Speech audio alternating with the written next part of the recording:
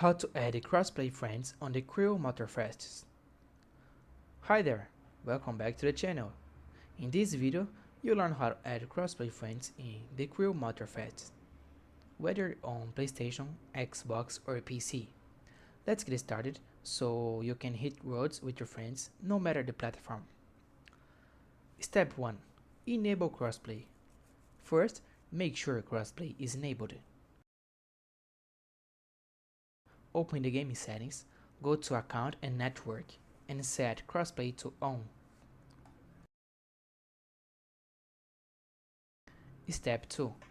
Open the Friends menu. Now, press the pause button to open the menu, like this. Go to the Player tab, then choose Friends. Step 3. Search for your friend. In the Friends menu, select Search.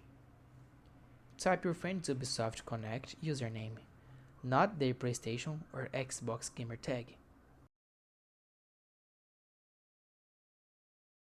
and send the friend request. Step 4. Accept the friend's request. Your friend will need to open their friends menu too and accept your request. Step 5. Join or invite to Crew. Once you're friends, you can select their name and then choose Join Session or Invite to Crew to play together, like this.